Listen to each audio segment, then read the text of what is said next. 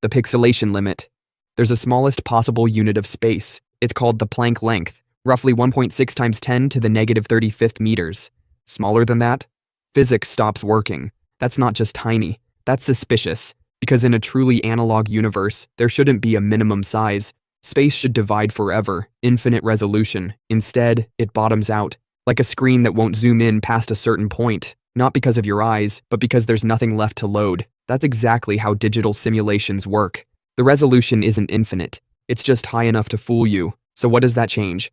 It breaks the assumption that reality is smooth, continuous, and infinitely explorable, and it opens up something way more interesting. If there's a minimum unit of space, there's a chance you're living inside something that was built, not born, and builders always leave patterns, which means, if you study the seams, you might not find meaning, but you might find the manual. Number 9. The observer effect. At the quantum level, particles don't behave until someone's watching. Literally, electrons act like a wave, existing in multiple states, until you measure them. Then they choose one path and lock into place. It's called the observer effect. And it's not a theory. It's been replicated over and over.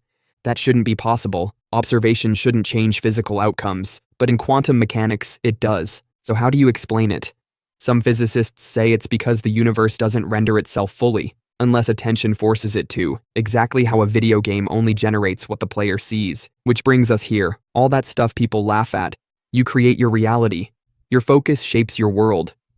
Life is a mirror. They might have gotten the mechanics wrong, but they got the principle right, because if attention collapses probability, then where you look might actually dictate what becomes real. Not spiritually, mechanically, that's not magic. That's user interface. Number 8. Mathematical compression.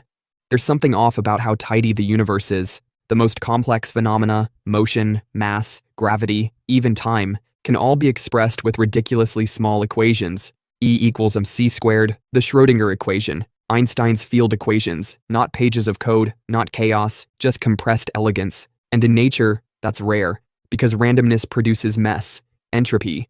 But this looks authored. Programmers do this all the time. Instead of manually scripting every outcome, they write one line that generates them all. The code isn't a list, it's a formula, one that scales infinitely, without ever changing its core logic. So if reality itself is running on elegant math, that doesn't prove a simulation. But it does change the strategy. Because in systems like this, brute force never works. You don't fight the system, you reverse engineer it. Start looking for patterns. Stop assuming chaos, because the moment you speak the system's native language, it starts responding. Not emotionally, just efficiently. Number 7. Cosmic censorship. Black holes don't just warp space, they erase it. At their center is something called a singularity, a point where gravity becomes infinite, time breaks down, and the math flat out fails. But here's the part that gets weird. You can't see it. Not because it's far away, but because physics won't let you. There's a boundary, the event horizon, and once anything crosses it, it's gone. No data, no light, no information ever escapes. It's not just hidden, it's off limits. Physicists call this cosmic censorship, the idea that the universe deliberately hides its own breakdowns. And if that sounds like a glitch patch, that's because it might be. Simulations don't crash, they sandbox the problem. They isolate the edge cases so the user never sees the seams. So if black holes are unseeable, unreachable, unmeasurable, then they're not just extreme objects, they're firewalls, which begs the question, if the universe is blocking access to its source code, maybe it's not because you're not smart enough, maybe you're just logged in as a guest. Number 6. Probabilistic reality. In classical physics, reality is cause and effect, predictable, clean, logical, but quantum mechanics disagrees. Hard. At the smallest level, particles don't behave deterministically. They exist in probabilities, not this will happen, but this might happen, with a certain likelihood. And until something interacts with them, they remain in a suspended maybe state. This isn't uncertainty from ignorance, it's baked into the system, which should be terrifying. Unless it's not an accident. Because in video game design, probability isn't chaos, it's a feature. Randomness creates dynamic outcomes, replay value, emergent behavior. So maybe you're not in a broken reality. Maybe you're in a sandboxed one. A world designed to respond to how you move, not just what you know. Where possibilities don't collapse until you act. This doesn't mean everything happens for a reason. It means nothing happens until there's a reason, and most people never create one. Number 5. Processing efficiency. Ever notice how the moon is always facing the same side toward Earth, or how stars don't twinkle in space, or how, for some reason, the universe seems to get blurry the farther out we look. Here's what that might mean. Not everything is being rendered at once. In a game, the system only generates what the player needs. The more active the area, the more resources it gets. Background elements stay low res until you interact with them. It's called dynamic rendering, and it's efficient. Now ask yourself, why haven't we found life elsewhere yet? Why does deep space look like a painting? Why is it that the most unprovable theories are the most resource-intensive? Maybe it's not empty out there. Maybe it's just idle. And here's the twist. If the simulation renders based on activity, then your actions matter more than your beliefs, your movement, your curiosity, your input. They might not change reality, but they might decide how much of it you even get access to. If you never ask, the system doesn't answer. And if you stay passive, the game stays on pause. Number 4. Memory glitches. Memory isn't a recording. It's a reconstruction. Every time you remember something, your brain rebuilds it and subtly rewrites it. This is scientifically confirmed. The phenomenon is called reconsolidation. Each recall introduces distortions, filling gaps, altering details, sometimes inventing entire scenes. And it gets weirder. Large groups of people sometimes misremember the same thing. That's called the Mandela effect. Like misremembering whether the Monopoly man had a monocle or what the Berenstain Bears were actually called. Mainstream psychology says it's just false memory, but simulation theorists point to something else. When multiple users remember different versions of a shared event, you're either dealing with human error or a patch update that didn't sync cleanly. Either way, it breaks one assumption, that your memories are real. So what do you do with that? You stop treating memory as proof, and you start seeing it as rendered content, fluid, rewritable, and less reliable than you were told. That doesn't make your past fake. It just means the system lets you believe whatever story keeps you logged in.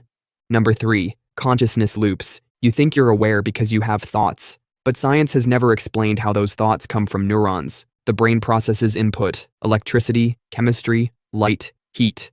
But the you that watches it all happen? That sense of self? No one can find it.